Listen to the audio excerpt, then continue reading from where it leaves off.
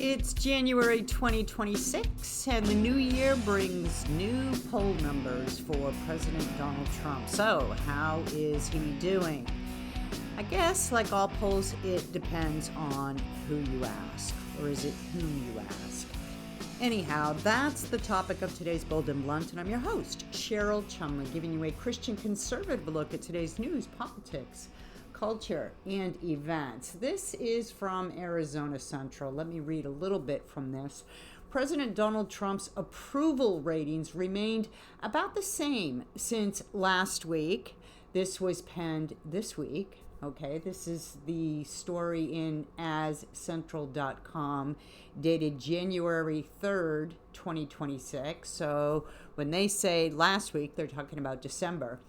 Trump's approval ratings remained about the same since last week as he continues to face major foreign policy developments, domestic issues, and questions about his health as 2026 begins. About his health. Seriously?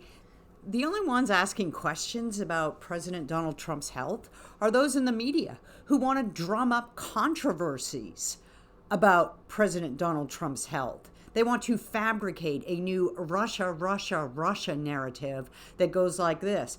Donald Trump's age and illness, Donald Trump's age and illness and lagging health. They want you to forget that President Joe Biden, dead man walking as he was also brain dead. He wasn't just physically run down, but he couldn't think. He couldn't form a complete, coherent sentence without getting zapped by his wife, Jill, who was constantly by his side, or by one of his aides who were constantly on both sides of him, not just one of his aides, more than one of his aides, on both sides of him to help guide him helpfully off the stage and prevent him from calling out yet another dead person or another wheelchair-bound person to stand up and take a bow. The only questions about President Donald Trump's health are coming from those who want to create a narrative that this President Trump, does not have excellent health. And not just excellent health for his age, excellent health for anybody's age. I mean, talk about bustle of activity. But before I get into more of this, I want to quickly mention, if you like Bold and Blunt, which I know you do, you may get Bold and Blunt at edify.app, at Real Life Network. That is Pastor Jack Hibbs's Calvary Chapel, Chino Hills Church, faith-based news outreach in California. Go there, check it out. Why not do yourself some good in this new year? And instead of just listening to the angry, negative, gloom and doom media, mix it up a bit and get some faith-based news in there, because it not only will calm your fears about the state of the world, but it will give you the proper perspective on what's really going on.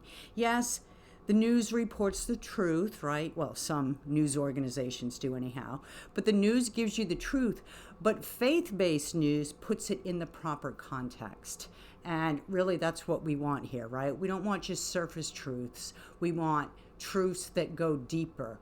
And if you're not getting that from a faith-based perspective, particularly in America, a Judeo-Christian perspective, a Bible-based perspective, then you're missing a lot of the rich context that it actually gives you that peace that surpasses all understanding, but gives you the real truth of what's going on, not just in this world, but how things going on in this world coexist with things going on in the world that we can't see. Battle of principalities, remember?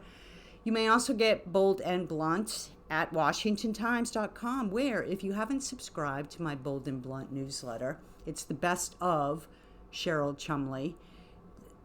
I can't think of a better New Year's resolution than that, right? I mean, so much easier than losing 10 pounds, so much easier than promising to exercise every day.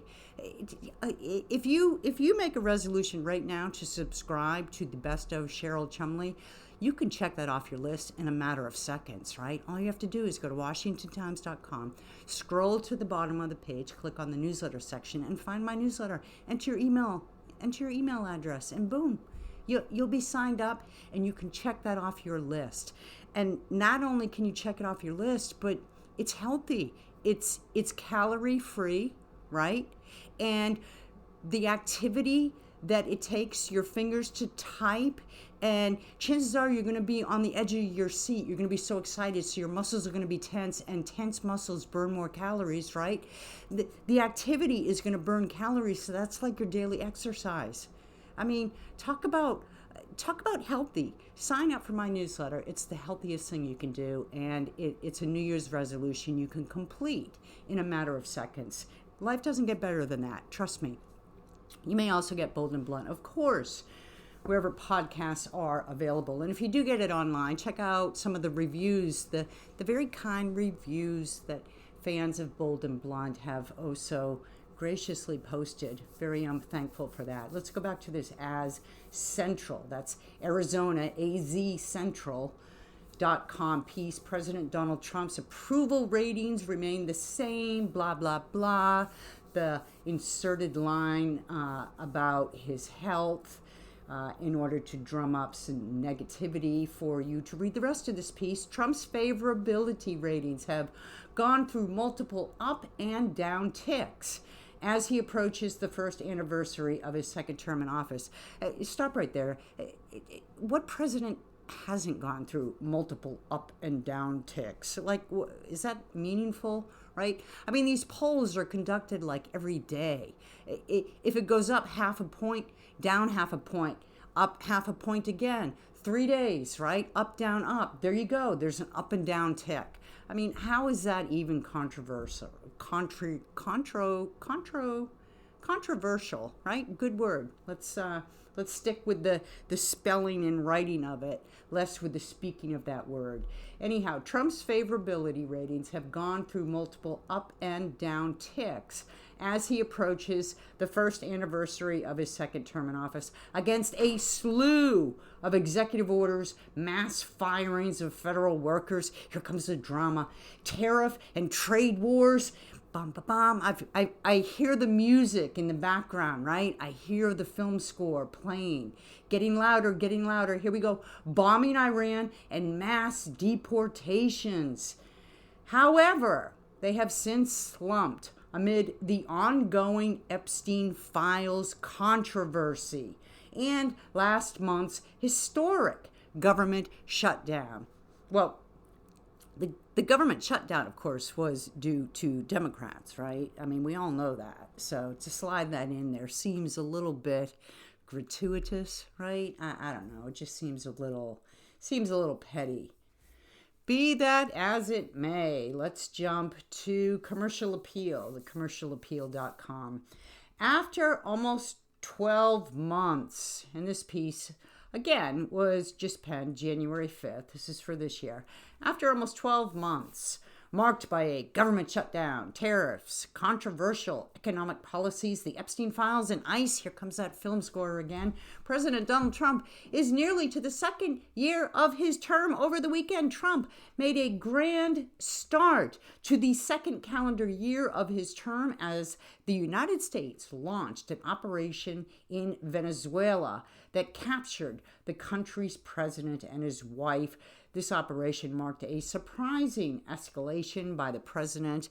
Let me just side note here, if you've been following this president at all in his administration, this operation was hardly that surprising, right? I mean, he's been threatening about doing something like this for a while now, and he's a president with FAFO as his sort of calling card. And if you don't know what that means, then look it up, because I'm not allowed to say that word on my podcast. Back to Commercial Appeal.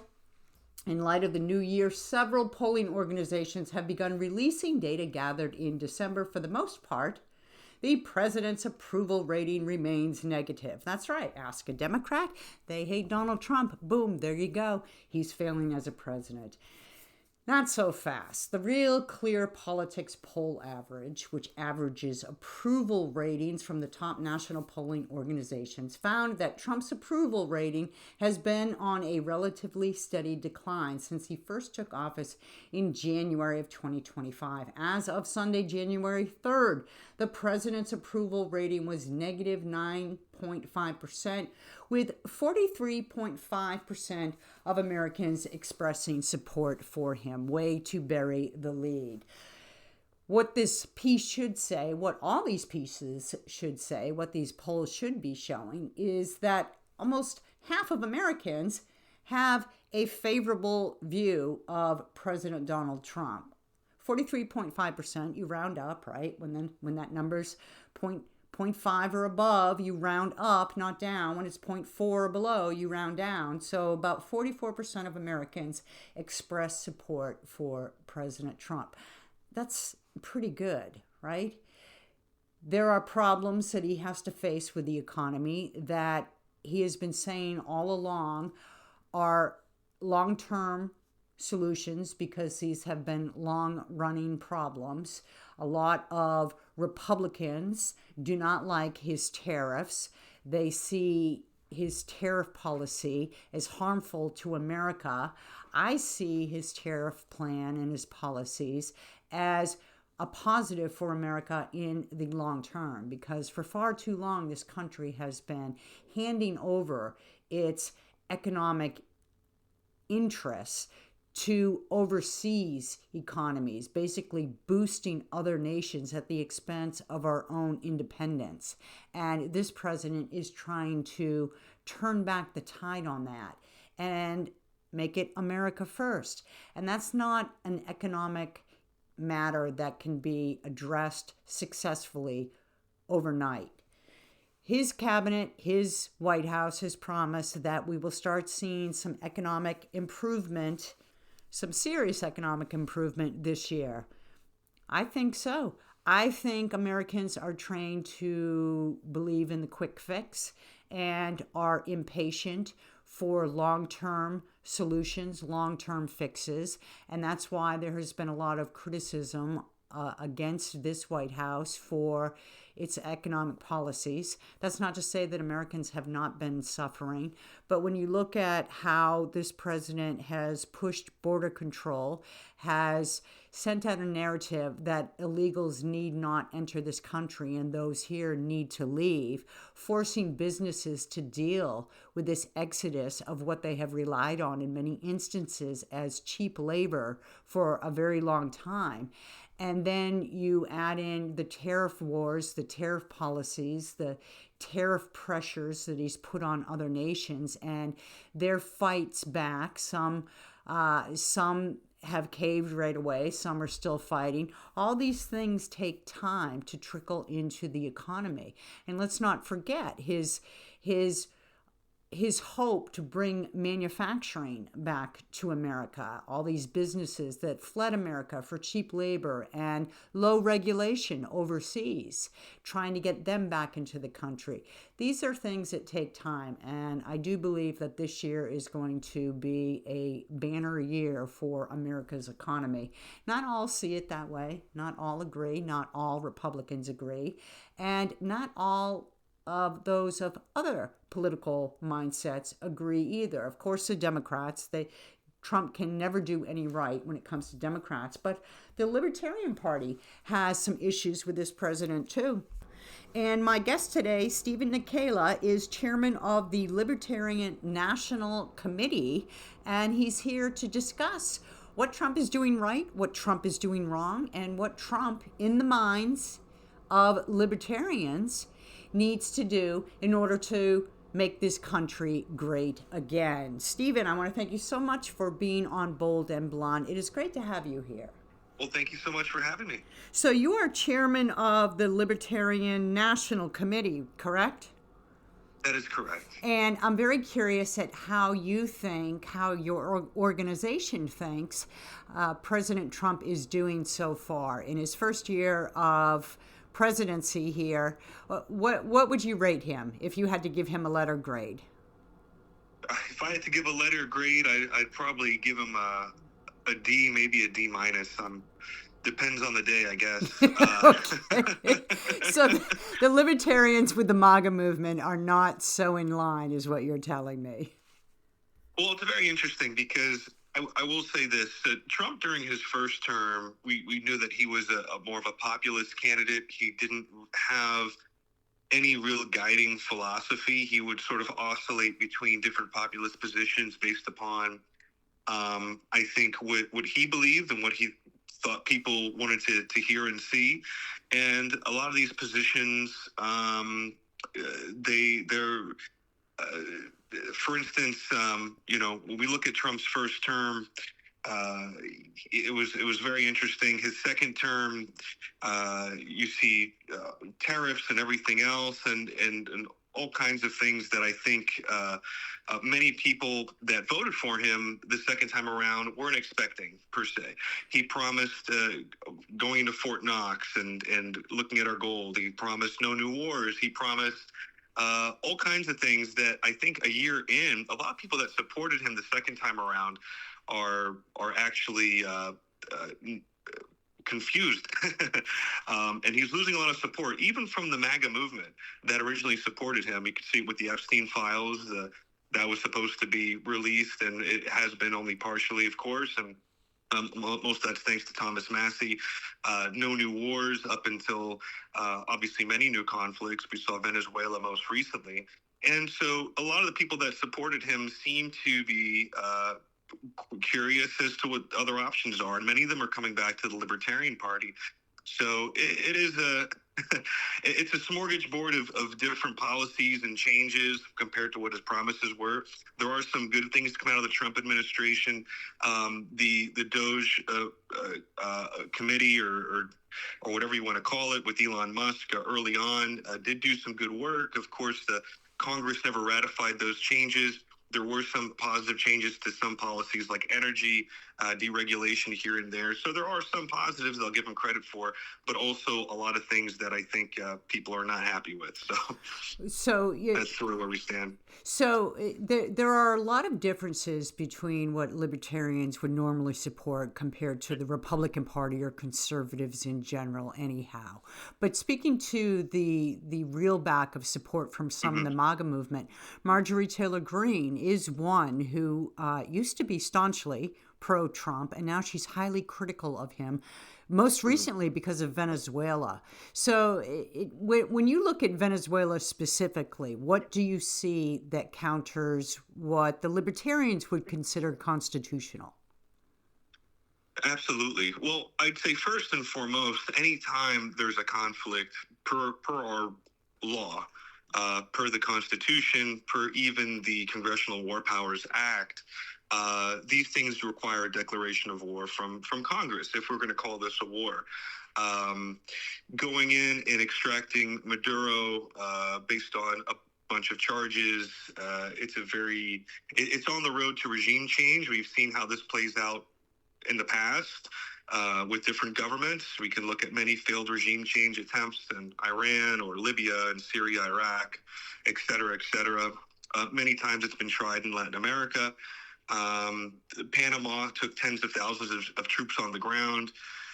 Korea was a very bloody war. So, I'm not sure. It's not totally clear to me how invested the U.S. is going to be in this conflict. However, it would be nice to see the Congress actually debate this and take a vote if we're going to be involved, because right now Congress is playing second fiddle to the executive branch. They're cheerleading whatever the president does. And it doesn't matter the administration. It's how it's been for quite a while whenever these conflicts arise. And so while on one hand, I know many are happy to see Maduro, who is a communist dictator who treated his people very badly, and I can tell you that the Libertarian Party of Venezuela chair lived in hiding because it's illegal to be libertarian in Venezuela. Maduro's gangs roam the streets and try to maintain order. They're his loyalists. They benefit off the regime. It's not a libertarian utopia by any stretch of the imagination in Venezuela. And I do wish the Venezuelan people good luck in trying to change things and hope that can be achieved. Where we differ foreign policy-wise as libertarians is we believe in a non-interventionist foreign policy. So the question has to be asked, Are we doing this out of the goodness of our hearts because we want to see the Venezuelan people free? No, I don't think that's why the U.S. government ever acts. The oil in Venezuela is certainly worth trillions of dollars, and I think that's being used as an excuse to go in now. But I think the reason why, the only reason I can imagine why the War Department and Trump want to go in now is because of Chinese and Russian influence over Venezuela. That's my guess. I think that's why they're going in now. It has nothing to do with drugs or fentanyl. Most of the fentanyl comes from other countries. It's just the justifications keep changing. So the mission's never completely clear. And the ulterior motives have to be sort of picked apart because oftentimes the public isn't told the true reasons we go into these conflicts, but we're told that we have to accept them. And again, this is why someone like a Congressman Thomas Massey or prior Congressman Justin Amash, who's a libertarian, are talking about what's going on now and saying, look, if we're going to be doing these things, they have to be debated and passed in Congress first. And what benefit does this have to the American taxpayer or the American citizens? Probably little, if anything. It's going to cost more in terms of inflation and potential blowback. And we don't know. This conflict hasn't stopped yet. Yes, Maduro's out of Venezuela, but at the end of the day, those oil fields are not secure. There's still a lot of questions about international law, and I think it's somewhat hypocritical for the Americans for us to be preaching international law, especially when it comes to, say, Ukraine and Russia and other countries when they're attacked. But then we go and circumvent our own domestic laws and potentially international law in these conflicts. And so we do believe in a rules-based order, and our foreign policy is very much based in the non-aggression principle, unless, of course, we're defending ourselves. So you make some really good principles, right? You make some really good statements here. And I think many Americans admire and even agree with much that the Libertarian Party puts out. The problem is that the world that we live in it's very difficult to walk that line between libertarian principles and the world we live in. And I just want to go back to something you said about Venezuela. This whole thing with Congress declaring war and the president not just unilaterally exerting his commander-in-chief authorities, right? It's been going on forever. The War Powers Act, you can make a case that is unconstitutional. But the problem is Congress doesn't do its duty. The last time there was a war actually declared, I believe it was World War II. Everything that came after has been sort of this executive thing. What can you do as a libertarian to deal with what's going on pragmatically in the world while still walking a constitutional limited government line? For instance, Venezuela, you make the point that Russia, China influence there, as well as Cuba, right, is seen as a threat by America. Isn't that true? Shouldn't we do something about that? Well, there's definitely, I would say there's reasons why these principles are important. And we look at the CIA coined the term blowback to describe when any foreign power goes into a country and, say, tries to take over or a coup or an intervention, that blowback returns in the form of essentially enemy combatants or enemy regimes that come about after the fact. So, for instance, the Taliban were funded and trained mostly by the U.S. and the CIA to fight the Russians, and then, of course, we were in Iraq and Afghanistan and all around the Middle East fighting those groups, creating new groups like ISIS in the attempt to overthrow other regimes, and we have to go back and clean up later. This leads to terrorism and blowback and everything else, and generally destabilization. So the idea that the U.S. or any country can go in, kick down doors, and attempt to subvert other governments and try to install Western dictators. It works sometimes, not all the time. And when it doesn't work, it really doesn't work. And it ends up costing us more down the road. So these principles that we talk about can be viewed as future investments in terms of what not to do, because they've been shown that there's unintended consequences. And we don't know those consequences we don't know what's going to happen in Venezuela 12 months from now, 24 months from now, 10 years from now, or really even next month. Because even in this case, if the objective is to either change the regime to be friendly to the West and not to the Russians or the Chinese, or simply for the U.S. to occupy, I don't think that mission is complete. And so it's still not clear to me what the strategy is and where that's going to go and what the potential blowback is going to be. So we obviously live in a world that is complex. We make it more complex when we get involved in things, and oftentimes it's very expensive. We pay for it in blood and inflation and debt and, of course, with blowback. And so in our opinion, the best foreign policy for the United States to be in is a policy of being in the business of doing business.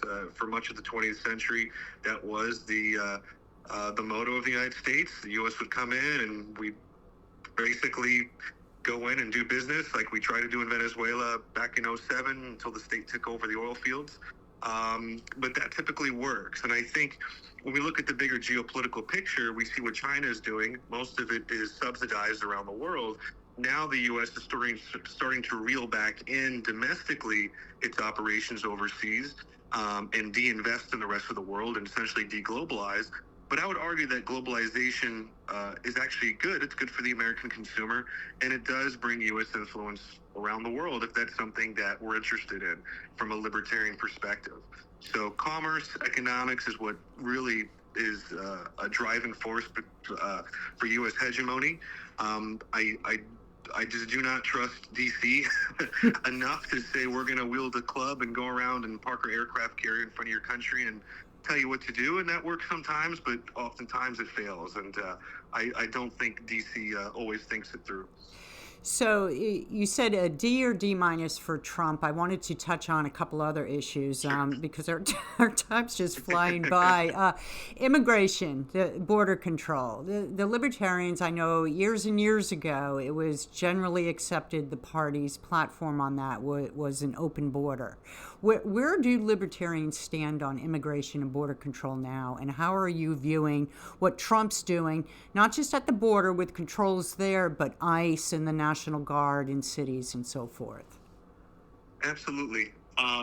So open borders is a bit of a misnomer because when libertarians talk about open borders, most libertarians believe open borders is something like between Florida and Georgia or New York and California.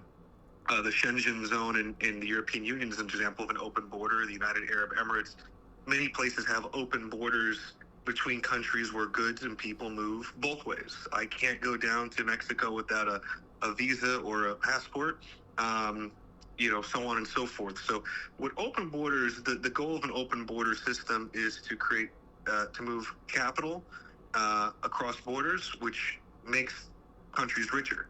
If the U.S. was 50 different countries, we'd probably be collectively poor.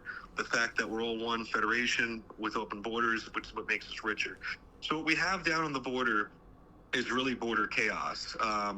We oscillate every few election cycles between sort of this border chaos to border lockdown model. And I live in the Florida Keys, so I see firsthand Cuban vessels coming up, Haitian vessels coming up ashore, people escaping third world countries trying to come here.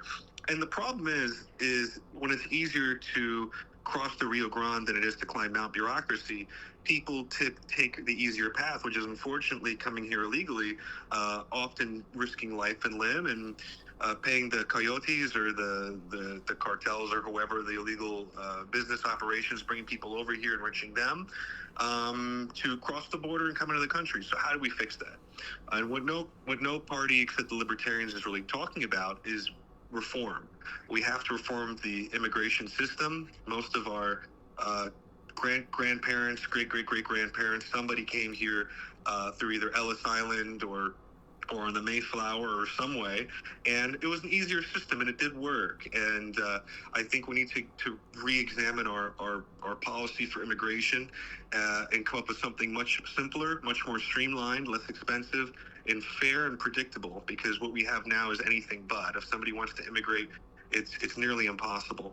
And our declining birth rates and our need for capital, human capital, I think there should be an easier system for immigrants to come here and work legally, and that's the main problem that we have. So Trump's National Guard in cities and ramped up ICE enforcement, the libertarian view would be... I will say that bringing the National Guard into different cities and saying that we should be using cities as training grounds for National Guard's troops is apparent. We should not be militarizing the police. I think ICE raids are bringing people in. I think there should be amnesty for the people that are working here, that are living here. Many people have children here, lives here for decades. People that are born here or brought here very young shouldn't be deported back to a country they have really no stake in. If they're not criminals, if they're bringing value to society in some shape, way, or form, then there should be a pathway to residency, if not citizenship, but definitely residency or some form of amnesty for these folks. I think if there's value, and then why not? What we don't want is to be a welfare state that says come in and we're going to give you free stuff like what's happening in Western Europe, and we're also going to give you amnesty. We want to give people the opportunity to work like our great grandparents did. As far as the ICE enforcement, everything else, I think it's people are rightfully afraid. Many people are. It's affecting tourism. People don't want to come to the U.S. They don't want to travel here because they think they're going to be stopped by ICE and detained, even though they're just visiting. People that live here are worried about folks that they know that are obviously here illegally, et cetera, et cetera. And so the answer is, of course, to bring things back to immigration reform. Under Obama, there was high levels of deportations. Under Trump, there's high levels of deportations. Things have been brought up a notch in terms of sort of militarization of the police, which libertarians are against. But ultimately, the only way to solve this problem is immigration reform, and not sticking National Guardsmen in our cities for police duty. They should be really reserved for emergencies only, in my opinion. Stephen Nekhaila, chairman of the Libertarian National Committee. It's been really interesting getting a different perspective. Really quickly, how is the Libertarian Party doing these days? The Libertarian Party is continuing to grow. I think no political affiliation is the largest growing voting bloc in the United States. It has been for a long time, and more people are simply not signing up to be Republican or Democrat. And so we're reaching out to folks, letting them know that there is a political home for them. And just because the Republicans say you believe in this or you believe in this if you're a Democrat, that's not true. There are other options out there, and for those people that love freedom, liberty, and want to see the world become a freer place to self-actualize and all those things that we talk about as Americans and actually believe it and mean it. The Libertarian Party is the political home for them. So we are growing. We're looking to run our local candidates and 500 local candidates in 2026, and we are check us out at lp.org. Take a look at our newsletter. You don't have to change your voter registration if you don't want to. You can still become a member of our national organization and see what we're up to and help us support our mission to make America a freer place. Right. And you're against Zoran Mamdani, I'm sure. So that's always a good thing, whether you're Libertarian or Republican. We can join forces on that for sure. Stephen, I want to thank you so much for being on Bold and Blunt. It was great chatting with you. Thank you. Likewise. And that's another Bold and Blunt. Remember, if you like Bold and Blunt, you may get Bold and Blunt at edify.app, at Real Life Network, at WashingtonTimes.com, and of course, wherever podcasts are available. Tune in next time. And meanwhile, don't forget, stay blunt, stay bold.